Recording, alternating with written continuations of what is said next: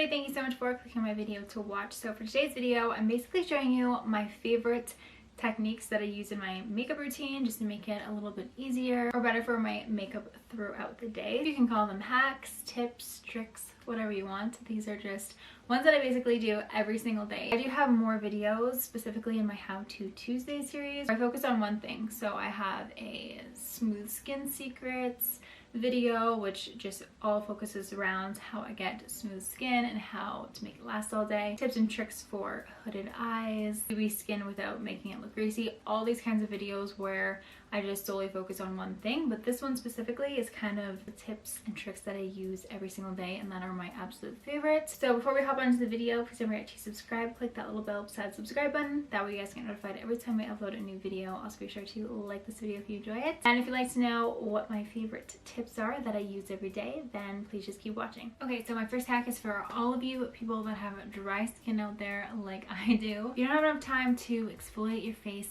get all that dry skin off of your face, and you want to do your makeup, you're gonna rush. The best way to get rid of it is with a spoolie. So I couldn't find my spoolie anywhere. I'm gonna have to get a new one, but I actually do this if I can't find my spoolie and I'm really desperate. I will take the bristle side of my eyelash comb or eyebrow comb. I'm not sure what these little brushes are technically called, but I'll take this side and just go back and forth over my dry skin areas, which is usually my T-zone, and then my lips as well. Not necessarily the bristle brush, but the spoolie really helps. If you're going to be doing that, be really gentle on your skin. Don't be too rough, otherwise it's just going to irritate your skin and make it red and sensitive. If you just want a really quick way to get your flaky skin off of your face, then this is the perfect little trick. Okay, so the next little trick I have is to do with powder. So I just put on my foundation, blended out the concealer on the center of my face. What I also like to do is I like to work pretty fast with my concealer and leave it on places as I switch back and forth by blending out my concealer and putting on the powder. So I blended out the center of my face, and now I'm going to put the powder on, and that just ensures that there's the most minimal creasing, because if I blend all of my concealer out and start to set it all with powder, then by the time I get, say, to my last under eye or my forehead, then it's all creased up and I have to re-blend it out. And there's just something about the initial blend of concealer that's just so smooth. So I like to go on like patches on a day-to-day basis, if that makes any sense. But what I'm gonna do now is take my powder on the other side of my sponge, and this is actually a damp sponge. Using a damp sponge and just pressing your powder in makes for the most seamless and smooth application. Pressing your powder in versus baking with your powder already makes your skin look extremely smooth. When you add the moisture into the mixture with the damp sponge, it just really helps sink it into the skin and make it the smoothest that you could possibly get it. And obviously I haven't set this under eye yet, but there is it before and then after setting it with the powder. It just takes away your dark circles, smooths your skin out, and it looks really nice and even. This next one is really easy when I am quickly getting ready. I don't want to be grabbing a bunch of different products, and I kind of want everything to blend together and not be too much. So I will take the same bronzer that I used. The bronzer I used today was the Chocolate Soleil bronzer by Too Faced, and I'll use the exact same bronzer to contour instead of using a different product, and that way it kind of all blends together and looks more natural per se. You're trying to get that contoured effect, but you don't want it to be too bold and intense. Obviously this one isn't necessarily the most natural on my face. I just felt like using this one today. Typically we'll use the Benefit Hoola bronzer, and that's more of a natural neutral bronzer on my skin tone. When I'm doing my contour, it kind of just all blends together, and then I still look contoured,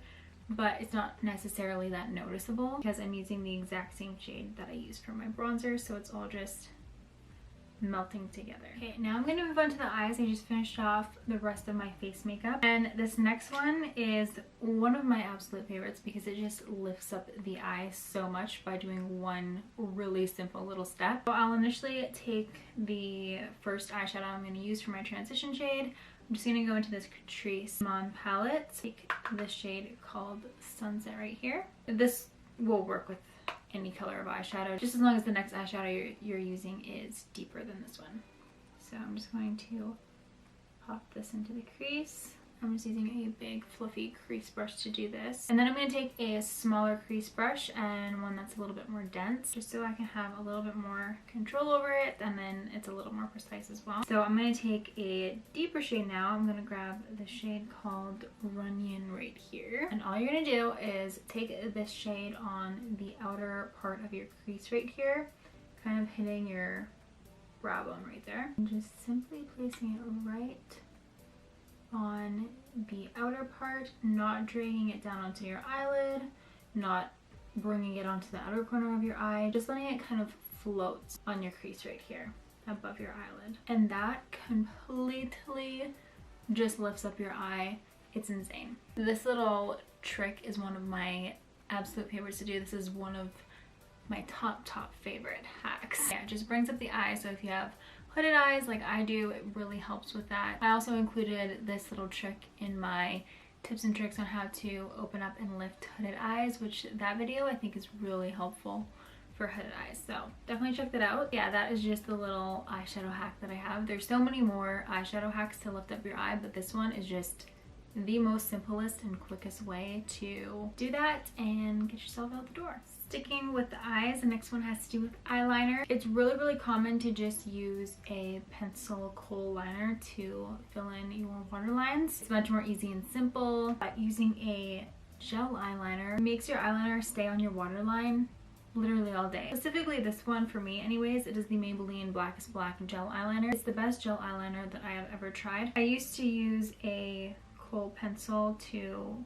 fill in my waterline. Kind of never thought of using a gel eyeliner. I kind of thought of that as just to do your winged liner, but one day I just really wanted an intense black eyeliner in my waterline because my pencil eyeliners just weren't black enough. And then also I found with those that they faded throughout the day really quickly, and if my eyes watered then they would mess up really easily, etc. But with a gel eyeliner, specifically this one, literally stays in my waterline all day, which is insane. It's so intense and so black, and it just doesn't smudge. Pencil one makes sense if you're not wanting to leave it on all day or if you're really in a rush, but this honestly doesn't take that much extra time. It's just a tiny bit more time consuming because you have to be more precise with it and use a brush. Then I also found that when I was wearing false lashes, my pencil liner wouldn't really connect my lash line and my waterline together that well, just because it wasn't black enough and it would just fade, whereas this one left no gaps within my lash line and my waterline. So if you're not wanting to wear false lashes but you still want to get the most intensity as you can out of your lashes, this is a little trick that I like to do. So I just grabbed my favorite mascara. This one is the Too Faced Better Than Sex mascara, and I will coat my lashes as usual. I coat the tops of my lashes and then I bring them up as well as my bottom lashes, and then I will go back in again and take some more mascara and just focus on really flicking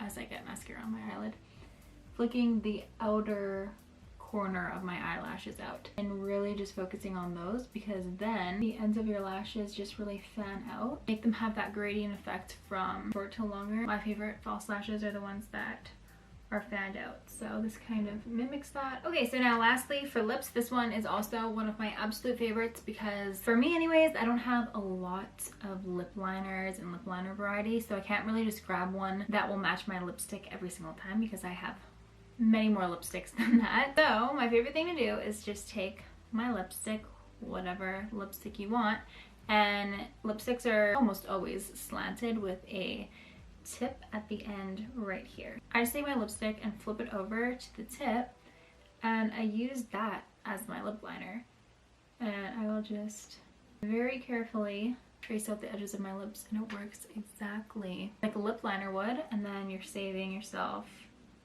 some money, you're saving yourself some time trying to find a lip liner that matches your lipstick. Obviously sometimes it's fun to kind of switch it up and use a deeper lip liner and make an ombre lip and whatever you want really, but if you're just in a rush and you don't want to bother with all of that, this is literally the easiest little trick that I have picked up along the way. And I basically picked it up because I have this lip liner problem. Just use your lipstick as a lip liner, it works just the same, and then you can fill in your lips really easily without going over your lip line, because a lot of the time when you just go in with your lipstick, it's really easy to mess up or not get it evenly across your lips because you don't have a guide to follow with the lip liner being already there. This way it just makes it really, really easy. And then in no time, you've got your lipstick on. And then say if you're using liquid lipstick and it has a pointed tip at the end of the spoolie, which it usually does again, then I would just take pointed end, I would just turn it like this, and then just outline my lips with the pointed end and then fill it in with